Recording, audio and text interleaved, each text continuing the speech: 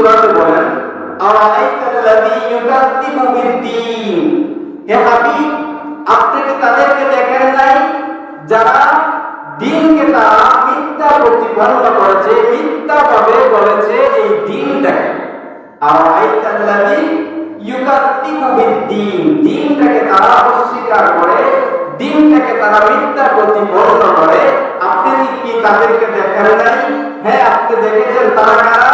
আল্লাযী ইয়াদউল ইয়াতীম, এরা হচ্ছে এই সমস্ত লোকেরা যারা এতিমকে গা ধাক্কা দেয়, এতিমের সাথে তারা রূঢ় ব্যবহার করে, এতিমের সাথে যারা খারাপ আচরণ করে।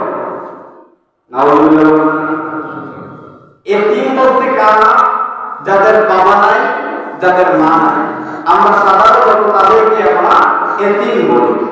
যাদের বাবা নাই, যাদের মা নাই, তারা জানে পৃথিবীটা কতটা অন্ধকার হয়ে আছে।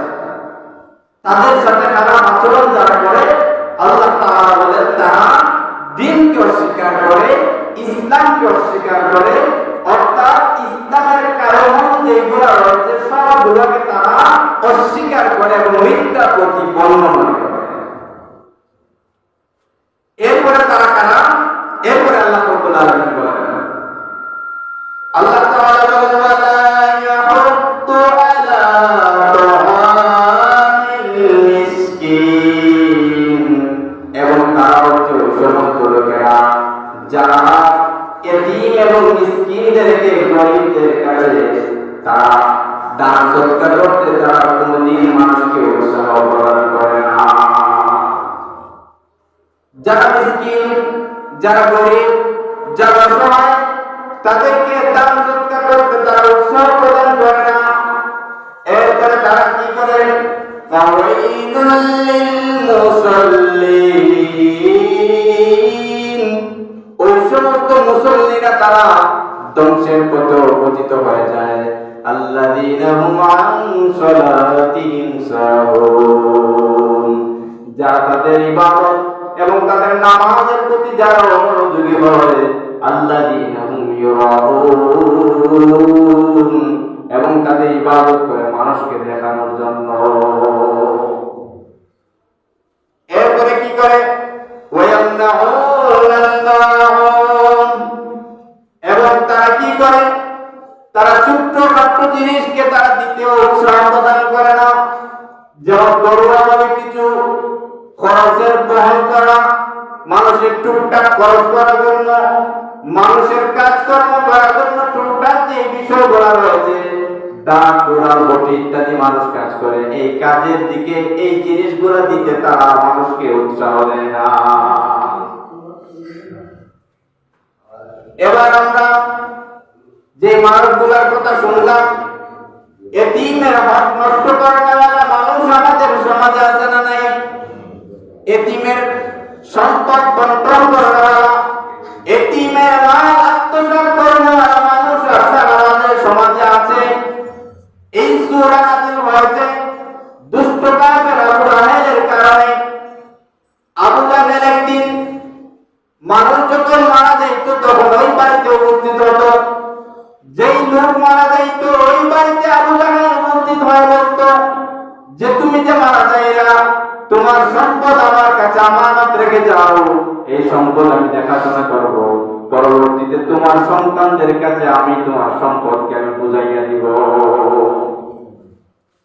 অভিভাবক হয় না আমাদের?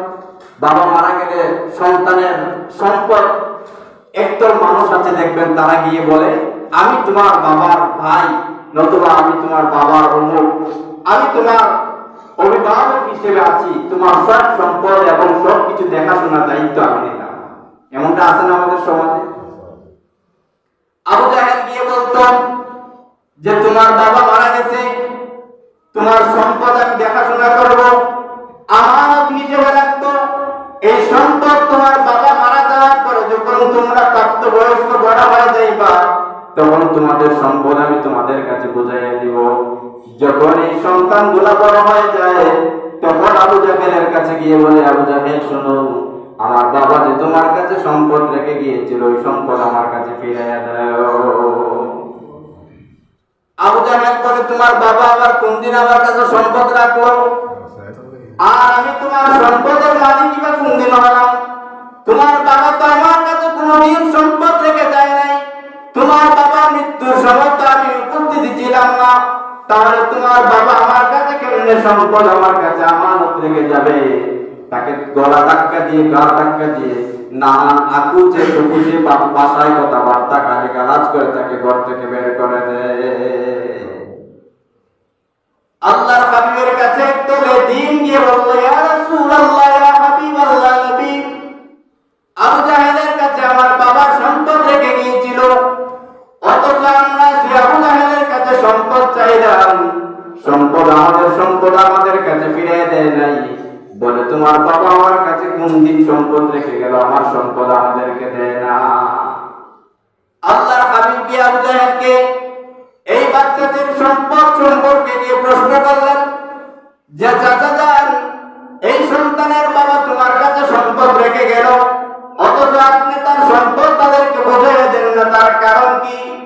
আল্লাহর হাবিবকে আবু জাহেল বলে, ও বাতিজা শোনো, এই সম্পদ এই সন্তানদের বাবার কাছ থেকে আমি কোনোদিন সম্পদ নেই নাই। আমি তাদের সম্পদ না নিলে আমি তাদের সম্পদ কেমনে তার সম্পদ ফিরিয়ে দিব? আল্লাহর হাবিব বলেন, চাচা শুনো, কিয়ামতের কঠিন ময়দানে রব্বুল আলামিন এই সম্পদের জন্য তোমাকে আটকায় ফেলবেন। কিয়ামতের ময়দানে তুমি জবাবদিহিতা করতে হবে। আবু জাহেল বলে, ও ভাতিজা, কিয়ামত আবার কি? কিয়ামত আবার কি? আখিরাত আবার কি? মরলেই তো সবকিছু শেষ হয়ে যাবে, আমার তো আর মরার পরে আর কোনো কিছু নাই। আল্লাহ তাআলা এই কারণে এই প্রেক্ষাপটে নাযিল করলেন, আরাআইতাল্লাযী ইউকাযযিবু বিদ্দীন। হে হাবিব, আপনি কি দেখেন নাই তাদের কুরুচিপূর্ণ যারা দ্বীনকে তারা অস্বীকার করে? আপনি কি তাদেরকে দেখেন নাই যারা এতিমকে গাড় ধাক্কা দিয়ে বের করে দেয়? এতিম সন্তান যারা হয় তাদেরকে লালন পালন করবেন, এতিম সন্তানের লালন পালন করবে। রাসূল কারীম সাল্লাল্লাহু আলাইহি ওয়াসাল্লাম হাদিস শরীফের মধ্যে বলেন, কাল কিয়ামতের ময়দানে আমি যখন জান্নাতের মধ্যে যাব, এই রকম রাসূলুল্লাহ দুইটা আঙ্গুলকে ইশারা করে বললেন, এই দুই আঙ্গুল দেখছনি যতটা কাছাকাছি থাকে, কিয়ামতের ময়দানে আমি নবী ওই লোকের কাছাকাছি হয়ে জান্নাতে যাব যে লোক এতিমকে তারা লালন পালন করে। এতিমকে যারা লালন পালন করে, কিয়ামতের ময়দানে ওই লালন পালনকারী ব্যক্তি আমি নবীর সাথে তারা জান্নাতে যাবে। সুবহানাল্লাহ।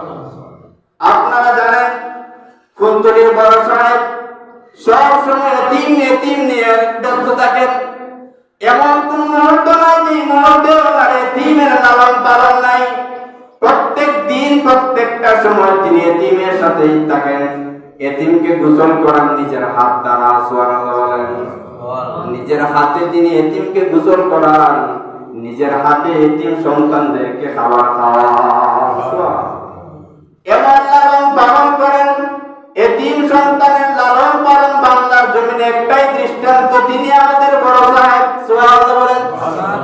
প্রত্যেকটা মুহূর্তে মুহূর্তে এতিম সন্তানকে লালন পালন করেন। যেমনি ভাবে সন্তানকে মা এবং বাবা যেমনি লালন পালন করে, তার চাইতে অধিক গুণ বেশি বড় সাহেব এতিম সন্তানদেরকে লালন পালন করে। এমন দৃষ্টান্ত স্থাপন করেছেন বড় সাহেব। আপনারা জানেন কয়েকদিন আগে বড় সাহেব কিবলার সহধর্মিনী ইন্তেকাল করেছেন। এই আল্লাহর বান্দি সব সময় এতিম বাচ্চাদেরকে নিয়ে তিনি খেলাধুলা করতেন, সব সময় এতিমদেরকে লালন পালন করতেন, সন্তানের মতো এতিমদেরকে দেখতেন। এজন্য এতিম বাচ্চারা তাকে মা বলে ডাকতো। আপনি একটা এতিম বাচ্চার সামনে আপনার সন্তানকে আপনি মায়া করবেন না, আদর করবেন না, স্নেহ করবেন না। যদি এই বাচ্চা যদি আপনার এই আদর দেখে আফসোস করে, আমার বাবা যদি আজকে থাকতেন তো আমাকে এইভাবে আদর করতেন, স্নেহ করতেন।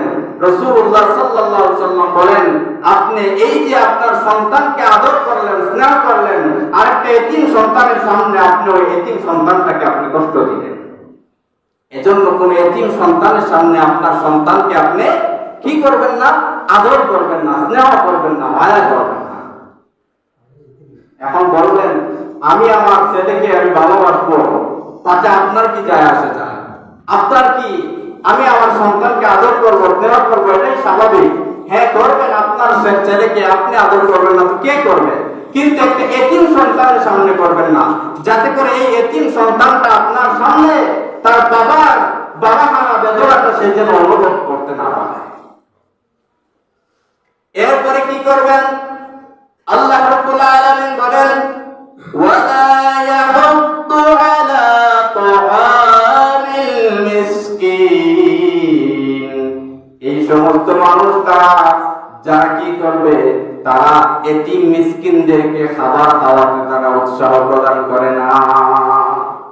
অসহায় মানুষ যারা, গরিব মানুষ যারা, তাদেরকে খাবার দাবার খাওয়াইবেন। এতিম বাচ্চা যেহেতু এতিম হোক আর অসহায় মানুষ যারা খাইতে পারে নাই, তাদেরকে খাবার খাওয়াবেন, অনেক ফায়দা হবে। আল্লাহর হাবিব সাল্লাল্লাহু আলাইহি ওয়াসাল্লাম যখন মক্কা নগরী থেকে যখন মদিনায় হিজরত করলেন, তখন আব্দুল্লাহ ইবনে সালাম রাদিয়াল্লাহু তাআলা নামক একজন জনৈক ইহুদি পণ্ডিত ছিলেন। পরবর্তীতে উনি ইসলাম ধর্ম গ্রহণ করেছেন। তিনি বলেন আল্লাহর নবী যখন মদিনা বরাবরে যখন হিজরত করে আসলেন, আমি তার চেহারার দিকে তাকালাম, দেখলাম এই চেহারার দিকে যেন নূর চমকাতে থাকে। আর আমি দেখলাম এই চেহারা কোনো মিথ্যাবাদীর চেহারা নয়, এই চেহারাটা সত্যবাদীদের চেহারা। আব্দুল্লাহ বিন সালাম বলেন নবীজি যখন মদিনায় হিজরত করে আসলেন, তখন নবীজি 4টি কাজ করার জন্য মানুষদেরকে প্রথমে নির্দেশ দিতেন। কি কি 4টি কাজ করার জন্য বলতেন? আল্লাহর হাবিব সাল্লাল্লাহু আলাইহি ওয়াসাল্লাম বলেন আফসুস সালাম ওয়া আত'ইমুত তা'আম ওয়া সিলুল আরহাম ওয়া সাল্লু বিল লাইলি ওয়ান নাসু নিয়াম তাদখুলুল জান্নাতা বিস সালাম। সুবহানাল্লাহ। আল্লাহর হাবিব প্রথমে 4টি কাজ করতে বলতেন। 1 নাম্বার, তোমরা সালামের প্রচলন করবে, মানুষদেরকে বেশি করে সালাম দিবে। ওয়া আত'ইমুত তা'আম, মিসকিনদেরকে খাবার খাওয়াবে। ওয়াসিলুল আরহাম, আত্মীয়তার বন্ধনটাকে মজবুত করে ধরবা। ওয়া সাল্লু বিল লাইল, রাতের ওই অংশে নামাজে দাঁড়াবেন। ওয়াসাল্লু বিল লাইল ওয়ান নাসু নিয়াম, যখন মানুষজন ঘুমায় যায় ওই সময় তোমরা দাঁড়ায় দাঁড়ায় নামাজ পড়বা। এই 4টি কাজ করলে কি হবে? নবীজি বলেন তাদখুলুল জান্নাতা বিসসালাম। এই 4টি কাজ যে সমস্ত মানুষেরা করবে, রব্বুল আলামিন ওই ব্যক্তিকে নিরাপদে তাকে জান্নাতে প্রবেশ করাবে। এই 4টি কাজ করলে আপনি নিরাপদে জান্নাতে যেতে পারবেন। সালামের প্রচলন করবেন এবং অনাহারীকে খাবার খাওয়াবেন এবং আত্মীয়তার বন্ধনটাকে মজবুত করে ধরবেন। রাতের ওই অংশে নামাজে দাঁড়াবেন, যখন সব মানুষজন ঘুমায় যায় ওই সময় নামাজে দাঁড়াবেন। তাদখুলুল জান্নাতা বিসসালাম, ওই লোকদেরকে আল্লাহ রাব্বুল আলামিন নিরাপদে জান্নাতে দিবেন। সুবহানাল্লাহ। আল্লাহর হাবিব সাল্লাল্লাহু আলাইহি ওয়াসাল্লাম, আল্লাহর নবীকে একবার প্রশ্ন করা হলো, ইয়া রাসূলুল্লাহ, ইয়া হাবিবাল্লাহ, ও নবীজি, আইয়ুল ইসলামি খায়র, ইসলামের মধ্যে উত্তম কাজ কি? ইসলামের মধ্যে সবচেয়ে ভালো কাজ কোনটি? আল্লাহর হাবিব বলেন তুকরিমুত তা'আম, সবচেয়ে উত্তম কাজ হচ্ছে মানুষকে খাবার খাওয়ানো। সুবহানাল্লাহ। মানুষকে খাবার খাওয়ানো উত্তম কাজ। এবং আরেকটা উত্তম কাজ হচ্ছে ওয়া তাকরাউস সালাম ওয়া আলা মান আরাফতা ওয়া মান লাম তারিফ, পরিচিত অপরিচিত মানুষদেরকে সালাম দেওয়া সবচেয়ে উত্তম কাজ। সুবহানাল্লাহ। আমরা সালাম দেই না, দেই মানুষদেরকে আমরা সালাম দিতে চাই না, বড় হোক আর ছোট হোক, আমরা তাকাইয়া থাকি ওই লোকটা আমরা সালাম দেই। কথা বুঝলেন নাই? সালাম দেওয়া ইসলামের মধ্যে সবচেয়ে উত্তম কাজ এবং মানুষদেরকে খাবার খাওয়ানো এটা একটা উত্তম কাজ, ভালো একটা কাজ। এই যে সামনে রমজান আসতেছে, এই সময়ে অনেক মানুষ আছে দেখবেন খরচ করার মতো সামর্থ্য তার মাঝে নাই। এরকম মানুষ আছে না যারা ইফতারি আনার জন্য খরচ করার মতো, টাকা বহন করার মতো সামর্থ্য নাই, ইফতারি এবং সেহরির জন্য টাকা নাই। অনেক মানুষ আছে, আমরা অনেক মানুষ আছি, টাকার অনেক মালিক আছে। আমরা যদি এই সমস্ত লোকদেরকে খাবার খাওয়ানোর মতো একটা এই সামর্থ্য দিয়ে দেই, আল্লাহ রাব্বুল আলামিন রাসূলুল্লাহ সাল্লাল্লাহু আলাইহি ওয়াসাল্লাম বলেন, যদি একজন মানুষকে, একজন রোজাদারকে আপনি খাবার খাওয়ান, পেট করে খাবার খাওয়ান, রব্বুল আলামিন কিয়ামতের ময়দানে এই লোকটাকে হাউজে কাউসারে পানি পান করাইয়া ঠান্ডা করে দিবে। সুবহানাল্লাহ। আপনি খাবার খাওয়াবেন। রমজান মাস একটা ইবাদতের মাস। রমজান শব্দের অর্থ হচ্ছে পুড়িয়ে দেওয়া। রমজান অর্থ কি? পুড়িয়ে দেওয়া। কি পুড়িয়ে দেওয়া? গুনাহগুলোকে পুড়িয়ে দেওয়ার নাম হচ্ছে রমাদানুল মুবারক। সুবহানাল্লাহ। এজন্য রমজান মাসে বেশি করে মানুষকে খাবার খাওয়াবেন, মানুষকে ইফতার করাবেন, মানুষকে সেহরির সময় সেহরি খাওয়াবেন, মানুষকে দান সদকা করবেন, কোরআন তেলাওয়াত করবেন। এই রমজানে আপনার আমার জন্য আল্লাহ রাসূল সাল্লাল্লাহু আলাইহি ওয়াসাল্লাম অনেক আমল শিখিয়ে দিয়ে গেছেন। এখন সূরা মাউনে বলা হয়েছে এতিমকে গলা ধাক্কা দেওয়া যাবে না, এতিমের সম্পদ আত্মসাৎ করা যাবে না। আল্লাহর হাবিব সাল্লাল্লাহু আলাইহি ওয়াসাল্লাম বলেন, যদি কোনো মানুষ এতিমের সম্পদ আত্মসাৎ করে যদি পেটের ভিতরে খাবার ঢোকায়, সে যখন খাবার ঢোকায় নাই, সে জন্য জাহান্নামের আগুন তার পেটের মধ্যে ঢোকায়। নাউযুবিল্লাহ বলেন না?